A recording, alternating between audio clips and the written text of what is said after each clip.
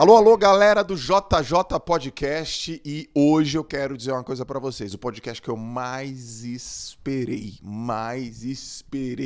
Esse é o podcast número 68, e eu esperaria mais, tá? 67, eu esperaria 200, 300, 400, não importa, pra fazer o podcast que eu vou fazer hoje. Vai ser uma aula, é uma aula todas as vezes que eu encontro esse cara aqui, esse mestre, esse ser humano maravilhoso, e que vocês também vão aprender um pouco. Eu vou aqui me dedicar, me esforçar muito que as minhas perguntas, minhas colocações e que esse ambiente provoque um aprendizado tremendo para nós, mas é uma referência para mim, não só como cara que sou hoje, mas uma referência como atleta, como pai, como líder, como escritor, como cara que gosta de altíssima performance. Eu tô aqui hoje com o mestre Bernardinho. Caraca. Obrigado. Mas olha, pode ter certeza que a recíproca é mais que verdadeira, porque como é bom estar do lado de vocês, do seu lado, aprendendo, trocando. Mentoria é uma via de duas mãos. Sim.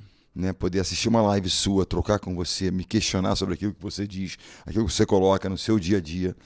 Né? Sigo, vejo, acompanho, porque a gente cresce, a gente evolui quando a gente se questiona. Como é que eu posso melhorar o meu desempenho? Em qualquer área da nossa vida. Sim. Como? De que maneira? O que eu preciso mudar? Né? Que trambolho que eu preciso largar? Sim. Né? O que eu preciso fazer? Então, eu acho que vocês provocam de uma forma bacana, muitas vezes incisiva, dura, mas doce. Quando eu digo doce, assim, de verdadeira preocupação com as pessoas, com as famílias, provocam esses questionamentos que geram mudanças. E eu tenho visto depoimentos. Sim. Eu já recebi um depoimento sobre um livro, uma pessoa que leu meu livro e transformou. Eu vi de tantos depoimentos que você recebe de pessoas que transformam suas vidas a partir de insights, de provocações, de aulas, tal, que você e todo o seu time, a sua equipe, seus sócios trazem para as pessoas. Então, uma honra estar com você. E eu olho para você e falo de generosidade, porque você mostrou para mim sempre o quão generoso você é, não apenas comigo, quando você apoiou o Instituto, fez coisas que você faz, mas com as pessoas à sua volta. Então, uma honra e um prazer estar com você. Conta comigo sempre. Deixar claro aí pra vocês, gente, que a gente tá gravando esse podcast em caráter ultra especial. São exatamente 7 horas da manhã. A gente tá gravando, a gente chegou aqui 6 e pouco.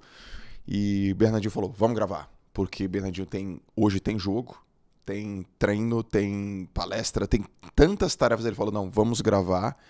E tá sendo pra mim, putz, muito especial. Eu tenho tanta coisa, cara, pra te perguntar e tanta coisa pra te falar. Nos últimos 2 ou 3 meses que eu tive contato contigo, você me marcou profundamente em 2 momentos. O primeiro foi quando estava eu, você e Gustavo Borges, no Rio de Janeiro, sentado numa mesa que era um restaurante, era uma pizzaria. E essa passagem eu quero contar. E uma outra, que eu vou começar com ela, que eu pedi, eu tava dando um curso, Bernardinho, você consegue dar um pulo aqui pra falar com a galera? Vou, ajeitou teu horário, pegou o voo, saiu do Rio, veio até Alphaville. Saiu de Uberlândia. Uberlândia, né? Isso. Palestrou e já voltou e já foi pra outro. Foi assim, uma coisa incrível. E a gente sentou assim num espaço, eu falei, Bernardinho, caramba, medalha olímpica como atleta, medalha olímpica com feminino, medalha olímpica, campeão olímpico com masculino, 7 vezes no pódio como treinador e como atleta, renome, escritor best-seller, reconhecido nacionalmente, reconhecido mundialmente, reconhecido no mercado, na indústria do vôlei, na indústria do esporte, na indústria do empreendedorismo, negócios, track record violento. Aí você me ouvindo assim, né? E eu falei, tá mais fácil dar treino agora? Aí você falou assim, as dúvidas só aumentaram. Tá mais difícil. Aquilo me marcou absurdamente. Aí você falou, é por isso que eu tô aqui. É por isso que eu te escuto. E eu falei, porra, se o Bernardinho, que tem todo esse resultado, diz que as dúvidas só aumentam, quem sou eu para não ter a humildade de estar sempre aprendendo, modo aluno o tempo inteiro? Aquilo me marcou muito, Bernardinho. Você falou, assim, eu acho que na vida nós somos sempre aprendizes, né? Então, assim, líderes são lifelong learners, aprendem a vida. E esse é o processo. E você falou a palavra-chave, que é a humildade. O dia que a gente perde isso, a humildade que nos faz entender que a gente não sabe tudo, tem tanto a aprender. Tem tanta gente que quer se conectar e aprender. Então, lá nós tivemos lá, no seu evento, aquela galera maravilhosa, encontrei pessoas incríveis. me fizeram perguntas, me fizeram, né, pensar também. Estive ali, passei um pouco da minha experiência, compartilhei um pouco da minha experiência, mas ouvi muito. Então, assim, estar ali, aberto, para ouvir, para entender, para ver histórias de vida diferentes, me fazem pensar na minha vida, em crescer e fazer, né? Aquela história, qual é o próximo passo? Ok, nós já... Eu acho que a mensagem tem que ser assim, orgulho do que a gente fez. Poxa, que bacana. Para aí pensar onde você estava. E muito interessante que você me disse, estávamos subindo aqui no elevador, você falou, olha, as pessoas falam do esporte, transição de carreira. São 19 anos de transição de carreira, ou 16 anos de transição de carreira. Sabe aquele sucesso de transição da noite para o dia que durou mais de 15 anos? Sim. É o seu, ou seja, preparação, estudo, né, dedicação. Tenho fotos suas, suas primeiras turmas com 10 pessoas e tal, e agora com essa turma toda, né, ao seu redor. Isso é o processo. Né? Eu acho que a única coisa que talvez eu tenha melhorado com o tempo é a qualidade das minhas perguntas. E certa... Qualidade das suas perguntas. Não é a qualidade das minhas respostas. Né? Quando um treinador vem a mim e faz uma pergunta sobre alguma coisa, eu falo, bem, eu tenho uma resposta, mas não sei se ela é a melhor, mas eu tenho uma boa pergunta para fazer em relação a isso. Para que você, né? Muito bom. Eu acho que a mentoria é isso, é você fazer e provocar nas pessoas, através dos seus questionamentos, né, melhores perguntas. Eu não tenho as melhores respostas, melhores perguntas. Então você falou de coisas importantes que é, primeiro, humildade. Humildade. E quando a gente fala de liderança, que é um tema que me toca muito, assim, que eu quero olhar os grandes líderes e ver que eles realmente, por que são os líderes que nos inspiram, né? Se tem uma característica de um líder que é fundamental, é a humildade. E eu uso sempre aquela teoria da janela do espelho. Sim. Um grande líder, e você estava aqui, eu tive a oportunidade de vê-lo gravando assim na sua live e tal, com a tua turma aqui. Quando a coisa sai bacana, tem êxito naquele evento que você está realizando, que natureza for, tem êxito, você olha para o seu time e fala, pô, galera, obrigado. Pô, Malu, tal, obrigado, foi ótimo. Se não fosse por vocês. Quando é uma derrota, a coisa não sai bem, você olha para o espelho. O que eu poderia ter feito diferente? Sim. Por que eu não dei o suporte necessário às pessoas para que a coisa acontecesse legal? Isso é uma coisa que, quando você olha, né, para aquelas pessoas que são pretensos líderes, mas não são líderes, são apenas têm um crachá de autoridade, quando há uma vitória, ele olha para o espelho e fala, porra, eu sou o cara. Quando há uma derrota, ele aponta dedos. Porra, ele não fez o que eu mandei, como se a gente mandasse em alguém. Se você não inspirar a pessoa a fazer aquilo que você, de uma certa forma, propôs, ele não vai fazer. Nós estávamos aqui conversando ontem sobre essa questão da cultura. Como é que você mede a força de uma cultura? Que o líder é o guardião.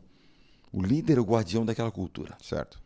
Como é que você mede a força? Quando você não está, as coisas acontecem e a dinâmica ela é da forma como se estivesse. Essa é a força da cultura. Porque as pessoas estão engajadas e agindo daquela maneira. Então, quando você perguntou aquilo ali, nós estávamos conversando, estava o Gilberto Silva conosco, estava a galera ali. Né? Eu lembro de tudo, assim, a gente conversando. Eu falei, aquela troca, né? Ontem aqui com a gente, você falando, eu pensando, caramba, eu estive aqui ontem um pouquinho melhor do que eu entrei aqui ontem, lógico, sentado nessa sala ali, ó, no chão ali.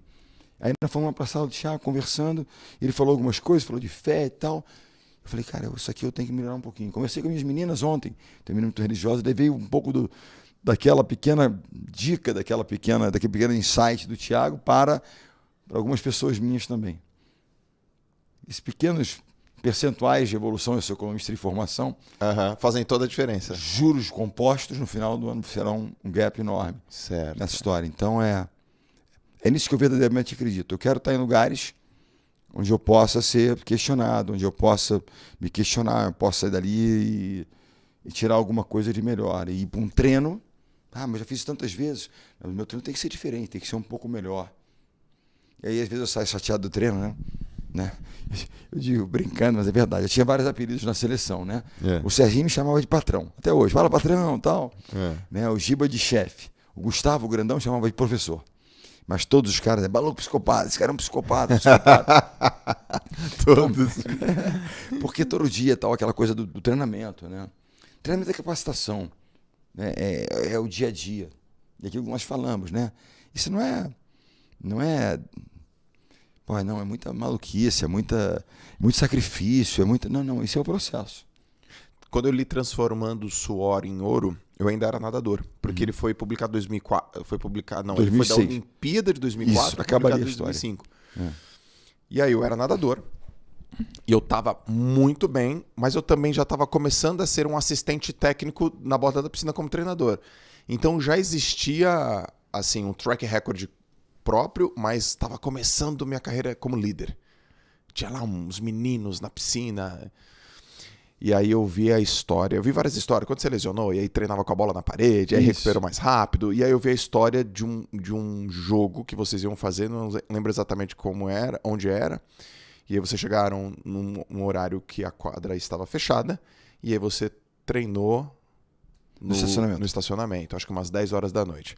Aquilo eu falei assim, não, isso não existe. Isso aí isso é historinha. É verdade. Não, aí li aquilo, achei, meu Deus, como que ele vai lá e não consegue abrir o estádio e ele treina no estacionamento? Tá bom.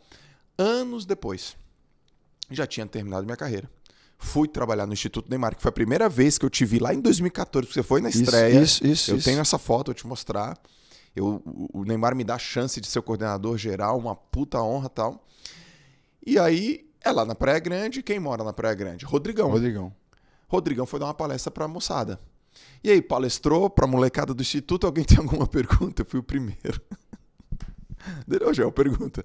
Rodrigão, aquela história lá do estacionamento, cara, é verdadeira? Ele falou, é. Conta um pouco dessa história. Essa história foi em 2003. Nós chegamos em Amsterdã, na Holanda, era feriado. Na época, comemorava-se o dia da coroação da rainha, que era rainha, agora é um rei, que é rainha Beatriz. E nada abria. E aí o cara, olha, lá não tem chuncho para você abrir e entrar por trás, né? Holanda é o que é. É o que é. Mas aquela história é fazer o seu melhor com aquilo que está à sua disposição naquele momento. Nós não tínhamos ginásio para treinar, mas nós tínhamos um espaço, que era o estacionamento. Liso, asfalto holandês, bacana. Nós tínhamos as bolas, tínhamos pessoas, vamos treinar. O treino não vai ser o melhor? Não. É aquela história, você não tem uma piscina de 50 metros, olímpico para você treinar. Mas chegou um lugar, tem um hotel, tem uma piscina de 20. Não é o ideal, mas você vai treinar. 5 voltas vai dar 100. E você vai treinar. Você vai, ao menos, minimizar a perda. Legal. Entendeu? Naquela situação que você tem. E essa história, ela não foi a única história. Eu fui dar uma palestra um dia numa empresa, estava lá, uma galera, centenas de pessoas, era um evento grande. E aí alguém perguntou disso, isso foi em 2003. E uma senhora que estava assistindo, eu queria dar um depoimento, eu falei, por favor, olha, eu estava no Rio de Janeiro com meu marido em 2016, e nós estávamos perto do Rio Centro, na Barra, e nós estávamos pré-Olimpíada, foi 2016, mas antes dos Jogos, teve a Liga Mundial, que agora chama-se Liga das Nações no vôlei. E nós ia ter um torneio, um dos torneios era no Rio, para inclusive testar algumas daqueles ginásios olímpicos. Nós jogamos no Rio de Janeiro, ok. E nosso jogo era 2 da tarde, não tinha local para se treinar e tal. Nós estávamos no hotel, pertinho do Rio Centro, e tinha um estacionamento. Nós fomos no estacionamento. Só que ela falou, olha, eu cheguei lá, fui dar uma caminhada na ciclovia com meu marido, perto ali, estava num evento no Rio Centro, fui dar uma caminhada de manhã. De repente vi umas bolas, e fui lá perto. Quando eu cheguei lá, estava o Bernardinho, com um grupo, no Olímpico, 2016, 13 anos depois do primeiro episódio de estacionamento, treinando no estacionamento pela manhã. Né? Naquela manhã, jogamos à tarde contra o Irã, esse torneio e tal, ganhamos, e seguimos e fomos para a Olimpíada. Então isso se repetiu, mas não é porque era o estacionamento, era um espaço aberto, era a piscina que eu encontrei naquele momento para fazer uma atividade com os rapazes. Entendi. Uma atividade de mobilização, etc. e tal, porque você tem aquela coisa, eu preparo mentalmente, fisicamente, tá, né, preparado para o jogo, para o evento, etc. Então, mas principalmente tem uma coisa que eu acho que é muito importante para as pessoas, que é quase que você trabalhar o seu senso de merecimento. Você vai fazer o Iron. Se você não treinar e não se preparar, tem a principal coisa que vai te pegar. Às vezes você é um cara, que tem uma capacidade, um VO2, uma capacidade física já desenvolvida, bacana, natação de alto nível, blá, blá, blá, blá. Mas tem uma coisa que te pega, que gera insegurança, que é quando você sabe o seguinte, eu não me preparei como deveria, eu não mereço. Exatamente. Então ele fala, essas pequenas ações, elas desenvolvem aquilo que eu chamo de senso de merecimento. Eu fiz por onde?